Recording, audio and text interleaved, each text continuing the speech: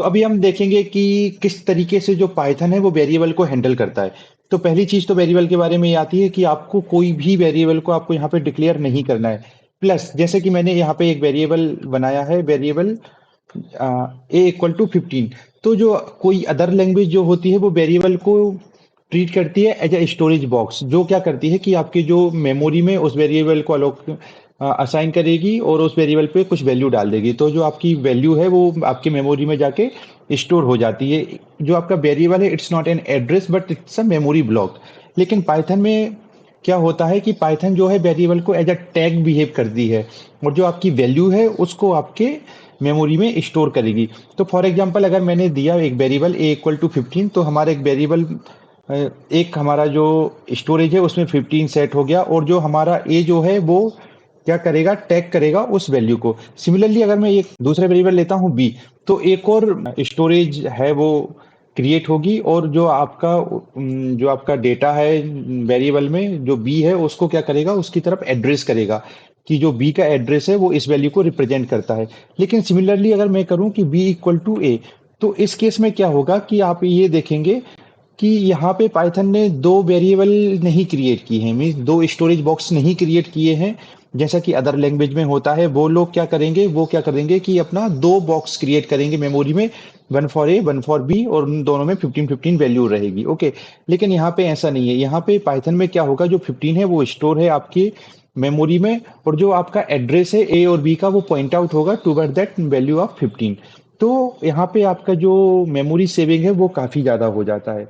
Okay चलिए, तो तो इसके बाद हम देखते हैं कि जो डेटा टाइप है पाइथन में कितने तरीके के डेटा टाइप सपोर्ट करते हैं। लेकिन मैं इसके ज़्यादा डीप में नहीं जाऊंगा कि अदरवाइज से बहुत ज़्यादा थ्योरेटिकल हो जाएगा, क्योंकि हम फोकस करेंगे कि प्रोग्रामिंग करते करते हम इन सारी चीज़ों के बारे में सीखें। फिर भी मैं दो तीन डेटा टाइप है उनके बारे में थोड़ा सा एक ओवरव्यू दूंगा कि तो जो बिल्ट इन डेटा टाइप होते हैं उसमें हमारे पास आ गया न्यूमेरिक हो गया, सीक्वेंस हो गया, सेट्स हो गए और मैपिंग हो गया। ओके, उसके बाद हमारे पास कुछ और डेटा टाइप होते हैं, जैसे बुलियन डेटा टाइप हो गया, बाइट डेटा टाइप हो गया, स्ट्रिंग हो गया। ठीक है, तो इस तरीके के हमारे पास मल्टीपल डेटा टाइप हैं। तो यहाँ पे अगर आप देखें कि जो हमारा ए वेरिएबल है, ये वेरिएबल अभी आपका जो, जैसा हमें पता है, इंटीजर है, क्योंकि इसके बाद कोई पॉइंट नहीं है। लेकिन अगर आप इसका टाइप को डिटरमाइन करना चाहते हैं कि ये किस टाइप का है, तो हम यहाँ पे सिंपल सा टाइप प्रिंट करेंगे और यहाँ पे लिखेंगे ए। तो ये क्या करेगा, हमारे वेरिएबल का जो टाइप है उसको हमें यहाँ पे प्रिंट करके देगा। तो आप यहाँ पे देखेंगे जो प्रिंट हुआ है वो उसकी क्लास जो है वो क्या है, इंटीजर क्लास का है। सिमिलरली यहाँ पे अगर मैं 15.01 लिख के इस प्रोग्राम को रन करता हूँ तो ये मेरा भी फ्लोट में कन्वर्ट हो जाएगा।